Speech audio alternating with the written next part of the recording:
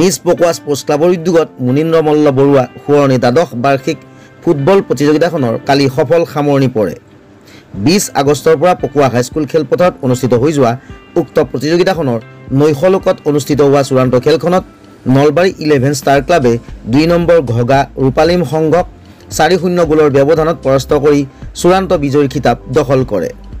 দুলাল দত্ত সোঁৱৰণী শ্ৰেষ্ঠ খেলুৱৈৰ বঁটা লাভ কৰে নলবাৰী 11 ষ্টাৰ ক্লাবৰ খেলুৱৈ ইৰফান হুছেইন আৰু শ্ৰেষ্ঠ গোলৰক্ষকৰ বঁটা লাভ কৰে 2 নম্বৰ ঘগা ৰূপালীম সংঘৰ জিতু আলীয়ে। বিজয় দলে লাভ কৰে ট্ৰফিসহ নগদ 10,000 টকা আৰু বিজেতাৰ খিতাপ অৰ্জন কৰা দলে লাভ কৰে ট্ৰফিসহ নগদ 7,000 টকা। প্ৰতিযোগিতাৰ শ্ৰেষ্ঠ শৃংখলাবদ্ধ দল হিচাপে বাছনি কৰা হয় মাদ্ৰাছা FC দলক। নিজ পকোৱা স্পৰ্টছ ক্লাবৰ সম্পাদক ৰঞ্জন দত্তই আদৰা প্ৰতিযোগিতাখন আনুষ্ঠানিকভাৱে শুভ উদ্বোধন কৰে সমাজকৰ্মী ধীৰেন বৰ্মনে।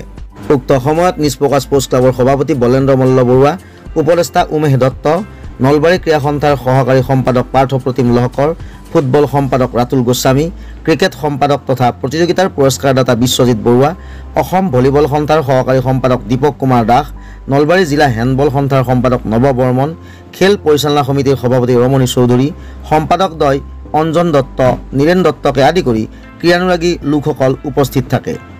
মেচ কমিশ্যনাৰ বিপুল কুমাৰ সাউদৰ তত্বাৱধানত প্ৰতিযোগিতাখন পৰিচালনা কৰে গকুল দাস, সুৰেশ দাস, মৃগেন ঠাকুৰীয়া আৰু নগেন ৰাজবংশীয়ে। দীপক কুমাৰ দাসৰ প্ৰতিবেদন, প্ৰতিবেদক লাইভ।